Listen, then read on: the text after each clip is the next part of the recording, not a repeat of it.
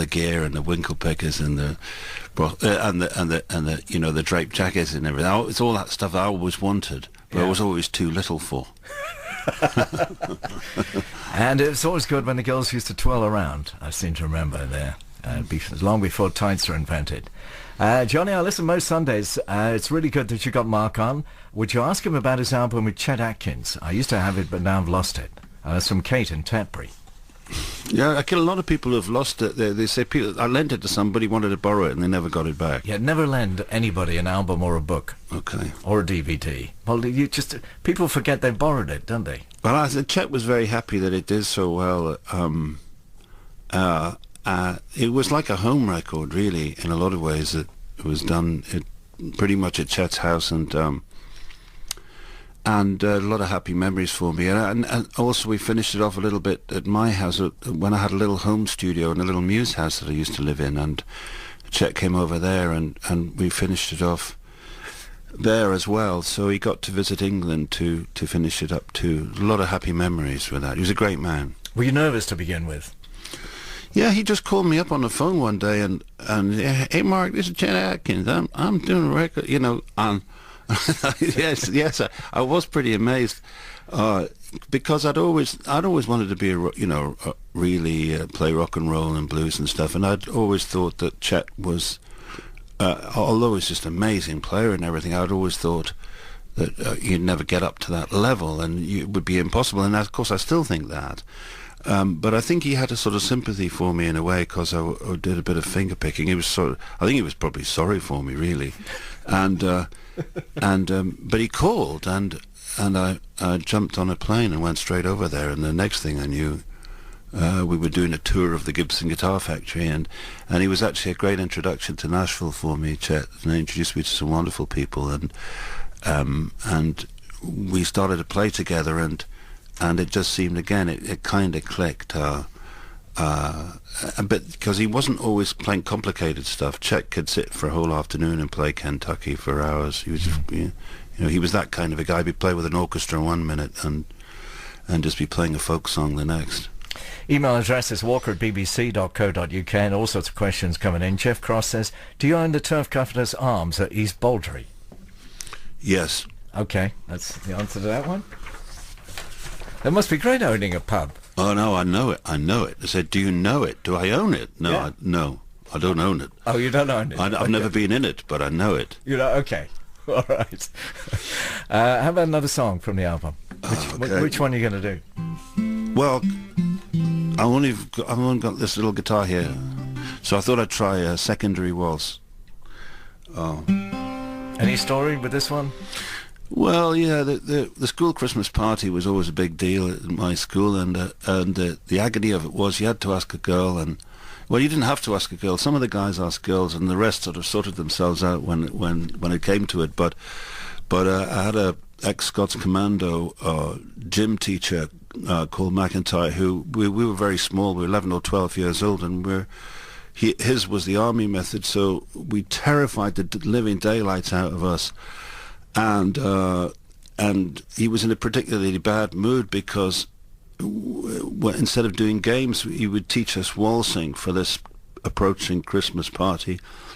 And instead of having a gym lesson or something, instead of playing rugby on a freezing cold muddy field, we got to stand in the gym just in our little shorts, and bare feet, and he bawled at us, the steps of the waltz. This is without any girls, of course, and he very, very loud, because the gym was a real amplifier for McIntyre, and if he was in a bad enough mood and you got it wrong enough, you'd have to go up to him with your gym shoe, take it off and touch your toes, and he'd whack you with it. Yeah. Depending on the seriousness of the offence would depend on how hard he hit you. The old days of education, eh? Okay, well, we got the picture. Now let's hear the song.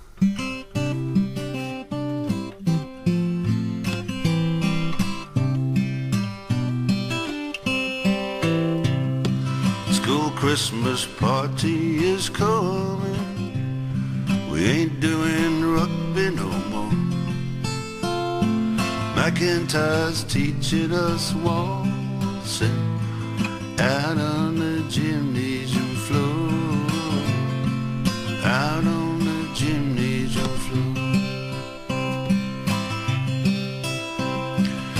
McIntyre's out of the army. You'll be slippered if you get it wrong. McIntyre's din booms loud in the gym, and we've only got a little shorts on. We've only got a little shorts on. And it's 1, 2, 3, 2, 2, we're all a disgrace. McIntyre tore us apart, and we danced with ourselves when we'd all found a space, waltzing with fear in our heart, waltzing with fear in our heart.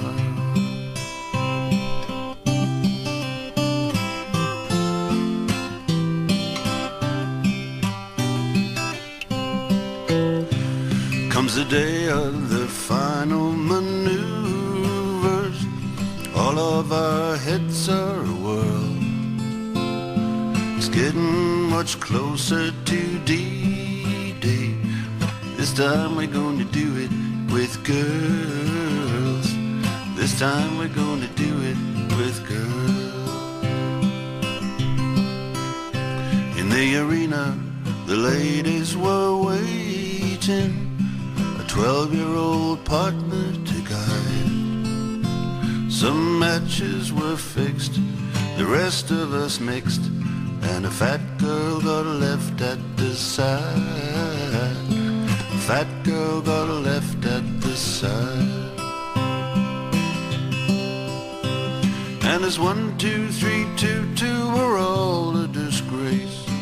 McIntyre tore us apart, and we danced with ourselves when we'd all found a space, waltzing with fear in our heart, waltzing with fear in our heart.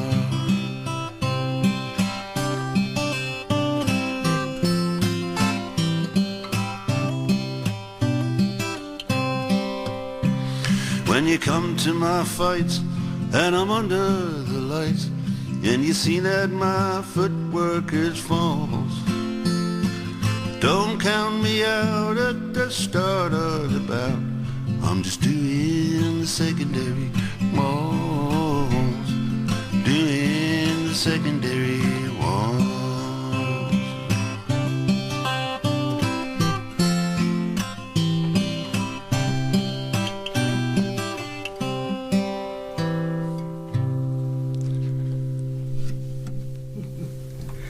Fabulous. Mark Knopfler and Secondary Waltz from the new album, which is called Kill to Get Crimson. Did you get the girl? Did anybody say yes? 11 or 12? No, I don't think. I don't think that's really on. No. Well, I mean, did you get a partner? You know. Oh yeah, I think. I think everybody got themselves sorted out in the end somehow. And the only time I actually saw McIntyre happy, any time I saw him happy twice. Once when he was dancing with the gym mistress, and the other time was when one of us lads had a big black eye, and he was really pleased about that. Hey, that's all right, Shiner, you've got there, hell.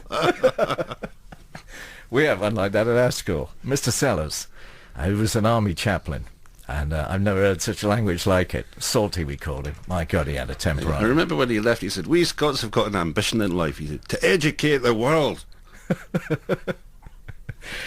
Good, lovely seeing you, Mark. Thanks for coming in. Good to see you. Yeah, and you're going to be touring this album, yeah? Oh yeah, always, yeah. Love to play. So it's spring and summer, yeah. I'll be around Europe in springtime. Okay. Well, we'll see you then. Well, all right. If the bed gives way, I'll see you in the spring. That's what they say, isn't it? Thanks for coming back.